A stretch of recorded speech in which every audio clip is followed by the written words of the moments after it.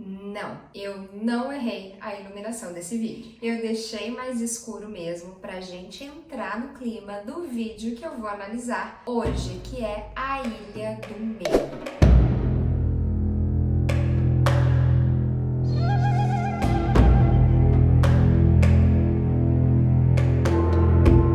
Bom, esse filme, quando eu assisti a primeira vez, eu realmente fiquei com medo. E aí, depois, na segunda vez que eu assisti, que eu tava mais calma, eu consegui entender o que acontece ao longo do filme. Que, na verdade, o grande mistério é revelado lá nas últimas cenas. Então é o seguinte, se você não viu o filme A Ilha do Medo, não assista esse vídeo, porque aqui só vai ter spoiler, porque justamente no mistério que se revela no final do filme é que vai basear toda a análise desse vídeo que eu tô fazendo aqui. Bom, então vocês que estão seguindo aqui comigo já assistiram A Ilha do Medo, certo?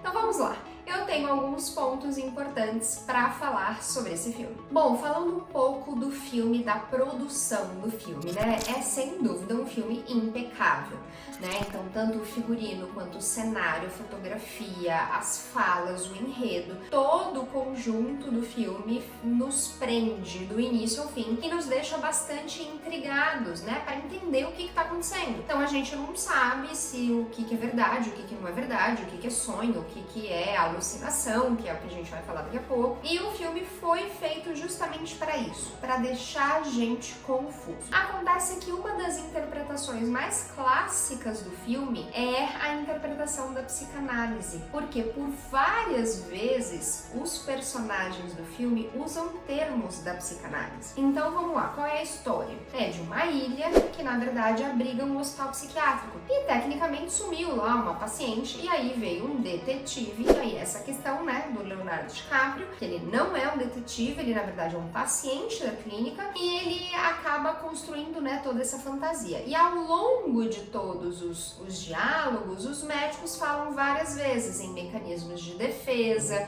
em trauma e outras expressões óbvias da psicanálise. E aí eu quero fugir um pouco disso porque eu acho que tem até um viés, né? O filme acaba dando esse viés de interpretação, como se a gente só pudesse falar do filme a partir dessa ótica, mas eu acho importante a gente abordar dois pontos. Primeiro, a questão do transtorno psiquiátrico, da esquizofrenia, e uma outra questão do diálogo que acontece na caverna, tá? Então, vamos lá. Que coisas importantes podemos pensar em relação a este filme? O Leonardo DiCaprio, então, ele sofre de esquizofrenia, né? Falando assim da classificação da psiquiatria. Por que esquizofrenia? Porque ele tem delírios e alucinações, né? O tempo todo do filme, ele tem alucinação, que ele vê pessoas, né? E claro que no filme isso mescla com sonhos. Algumas vezes ele tá sonhando mesmo, como aquela vez que ele acorda, ele tava sonhando com água, e ele acorda e na verdade tá pingando água mesmo ali em cima da cama dele. Então isso era sonho. Mas em muitos outros momentos é alucinação. E embora existam outras condições em que alucinações estejam presentes, a esquizofrenia é a doença clássica, né,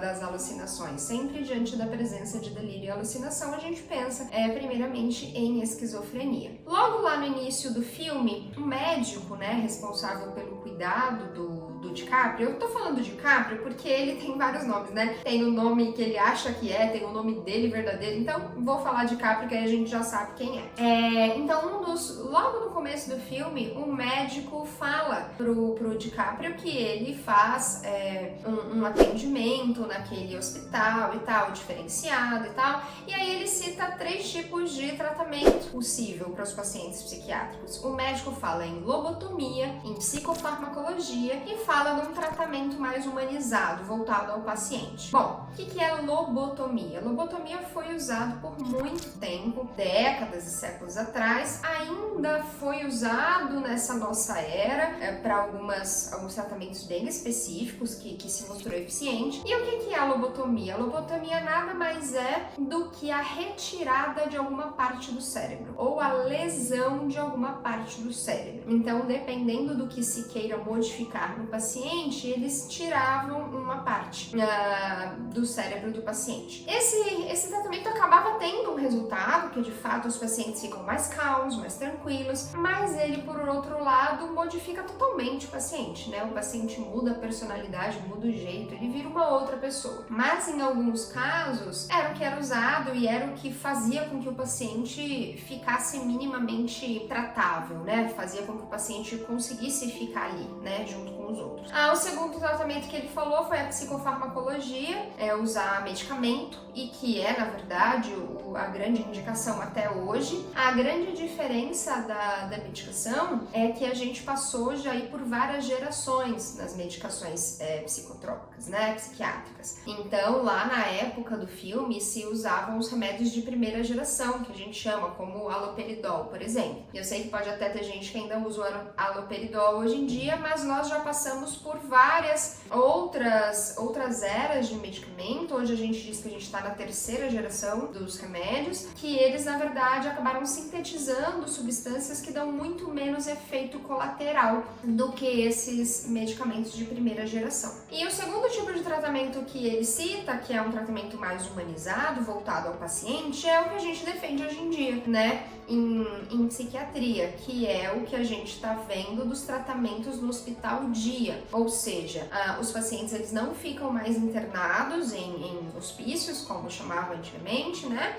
E a internação, ela é então o último recurso, que a gente dá preferência para que esses pacientes sejam tratados com medicamento de última linha, né? De última geração, com acompanhamento psiquiátrico, psicológico, dependendo dos casos, e tem nos hospitais dia, que hoje é o que a gente chama de CAPS, que todas as cidades têm CAPS, e cada CAPS para alguma coisa específica, né? Tem o CAPS infantil, tem o CAPS adulto, tem o CAPS álcool e drogas, enfim. Então a pessoa que sofre, por exemplo, de esquizofrenia, ela pode estar super tranquila, medicada, com os remédios que são adequados ao caso dela, fazendo terapias e atendimento no hospital dia e vivendo uma vida normal. E aí só no último caso é que seria necessário a internação. Então hoje é assim que a gente trata esses pacientes, e isso o médico fala lá no início do filme, esses 3 tipos de tratamento. Ok, voltando então no filme. Como eu falei, o filme foi feito para te deixar confuso, mas aqui a gente pode ver algumas cenas bem claras de que o DiCaprio, o paciente lá da clínica, ele tem diversas alucinações, diversas. Então ao longo do filme todo, mesmo no caso eu que fiquei bastante com medo, dava pra gente perceber que tinha alguma coisa errada, porque assim, várias coisas aconteciam ao longo do filme e ele via várias coisas que não eram verdade. Então, por exemplo, alguns exemplos dessas alucinações que o DiCaprio teve ao longo do filme, era ele ver a mulher dele o tempo todo. Então ele via a mulher dele entrando ali no hospital, ele viu a mulher dele naquela cena do carro, que ele explodiu a mulher e a filha. Na cena que ele viu o parceiro dele caído lá no penhasco, aquilo era uma alucinação. Quando ele via aqueles ratos todos ali à beira-mar, aquilo também era uma alucinação. E também aquela mulher que ele encontrou na caverna. Lembra que ele encontrou uma tal de uma médica lá na caverna? Que a médica falou que ela tinha fugido, que ela não queria sair dali e tal. Aquela médica não existiu. Aquele diálogo não existiu. Aquilo tudo era alucinação. Então, ao longo de todo o filme, a gente consegue perceber essas alucinações aí do DiCaprio. Nessa cena da mulher lá na caverna, é um outro pensamento bem interessante que eu quero caminhar aí com vocês, que esse filme faz a gente pensar, né? Então, além dessa questão de como a gente trata os pacientes psiquiátricos, essa é uma outra coisa importante. Lá naquele diálogo, vocês lembram que ela falava uma coisa assim do tipo: quando a gente recebe um diagnóstico psiquiátrico, tudo que a gente faz é justificado por esse nosso diagnóstico. Então, se a gente receber um diagnóstico aí de louco, então tudo que a gente fala é loucura da nossa cabeça. Tudo que a gente fala é mecanismo de defesa, tudo que a gente fala é negação e por aí vai. E aí, esse diálogo dela me remete a um outro pensamento pensamento muito interessante. Bom, eu não trabalho com pacientes adultos, né? Já há 15 anos, eu sou psicóloga e eu trabalho basicamente com crianças e adolescentes, embora na faculdade o meu TCC tenha sido em paciente esquizofrênico paranoico. Mas enfim, essa foi a minha experiência com adulto e eu trabalhei esses anos todos com criança. E isso que essa mulher lá na gruta falou acontece muito com criança. Tem uma galera aí, né, que é contra o tal dos rótulos. A gente não tem que dar rótulo, não tem que dizer o que a pessoa tem. Eu não sou desse pensamento, claramente não sou. Eu sou da galera que pensa que o rótulo ele é fundamental. É só a partir do momento que você sabe qual é o problema que você vai conseguir fazer um tratamento adequado para aquele problema. Então imagina que uma pessoa tá com dor no estômago. Tá, essa dor no estômago é gases ou é câncer? Porque se eu falo, não vou dar um rótulo, tá com dor no estômago, eu não vou dar rótulo. Não posso dizer nem que é câncer, nem que é gases. Tá, e eu trato como isso? Então é só a partir do momento que eu faço um exame, que eu examino a barriga e que eu vejo que é gases, eu posso dar um remédio para gases. Se eu vejo que é câncer, eu vou dar outro tratamento. Com as doenças da mente, é a mesma coisa. Se eu não sei se uma coisa é luto ou se uma coisa é depressão, como é que eu vou tratar? Então eu tenho que dar nome aos transtornos. Eu tenho que dar nome para poder saber o que eu vou fazer. Agora, isso que a mulher falou lá na caverna acontece. O que acontece? Uma criança tem, por exemplo, TDAH, transtorno do déficit de atenção e hiperatividade. Aí, tudo que a criança faz justifica no TDAH. Então, a criança tem TDAH, mas ela é mal criada com os pais. Ela responde os pais, ela xinga, chuta os pais. Aí, o que a gente fala? Ai, tá vendo? Ela chuta os pais porque ela tem TDAH. Aí, outra criança é autista, por exemplo. Aí, a criança autista, aí, sei lá, ela tá com um problema em geografia. Ela não aprende geografia porque ela é autista. Ou então uma criança com dislexia. Aí ela tá com dificuldade em fazer amiguinhos. Ela tá com dificuldade porque ela tem dislexia. Entenderam a lógica? Acontece que o fato de uma criança, eu tô falando de uma criança porque é a minha experiência, o fato de uma pessoa ter um diagnóstico não significa que todo o comportamento dela seja justificado por aquilo. Então, assim, a criança com TDAH, ela pode, além de TDAH, ainda ser uma criança sem limites. Além de TDAH, ser uma criança que os pais não conseguiram impor autoridade. Então, além de TDAH, ela ainda tem uma questão familiar. Então, ela tá respondendo os pais chutando, xingando, cuspindo, não é porque ela tem TDAH. Ela não tem limite, ela não tem ordem, não tem autoridade. A criança que tem dislexia, por exemplo, e tá de recuperação em 10 matérias. Não, ela não tá de recuperação em 10 matérias porque ela tem dislexia. Vai investigar a escola. A escola tem uma boa didática? A professora usa vários recursos disponíveis para ensinar matemática, história e geografia? A escola é boa? Porque, olha, gente, tem muita escola ruim por aí. E muita escola que a gente paga caro. E aí tem uma criança com dislexia ou com TDAH, e aí a escola justifica tudo por aquele diagnóstico que não é verdade. Quando tem muitos processos dentro da escola que são péssimos. E aí é por isso que a criança não tá aprendendo, porque a escola é ruim e não necessariamente pela dislexia. Então isso eu acho uma coisa legal que essa cena do filme da Mulher na Caverna faz a gente pensar. Não é porque a gente tem alguma dificuldade ou porque a gente tem de fato algum transtorno que todos os nossos comportamentos vão ser justificados por aquilo. Bom, esses eram os pontos que eu queria levantar com vocês. Eu tenho certeza que a galera aí de Freud ficou na expectativa para eu falar dos mecanismos de defesa, mas eu não vou falar.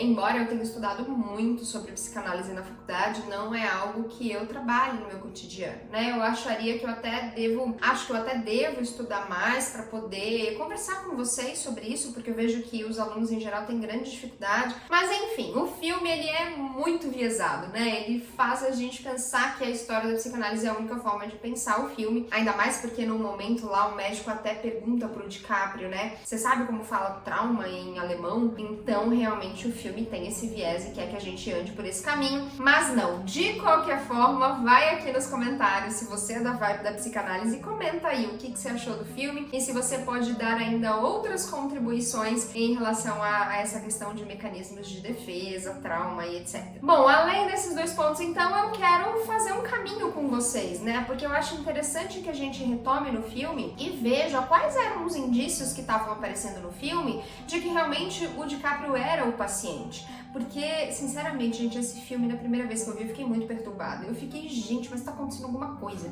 E a gente só consegue pegar essas coisinhas assistindo pela segunda ou terceira vez. Então, logo lá no início, a primeira coisa que chama atenção é que o detetive, o parceiro do DiCaprio, ele se enrola todo pra tirar a arma da cintura, vocês repararam? Ele não sabe muito tirar, ele não sabe muito o que fazer com a arma. Então essa é uma cena que você fala, ué, que engraçado, mas se ele é detetive, ele não sabe mexer numa arma. Outra coisa interessante, o DiCaprio nunca tinha os próprios cigarros. Os cigarros sempre eram oferecidos por outras pessoas. O DiCaprio sempre tomava um remédio à noite, lembra? 2 ou 3 noites seguidas, eles davam uma medicação pra ele. Outra coisa é que ele quase nunca estava sozinho. Ele estava lá na tempestade, no mausoléu, de repente aparecia um segurança. Ele estava saindo lá de um outro lugar e aparecia o diretor da clínica.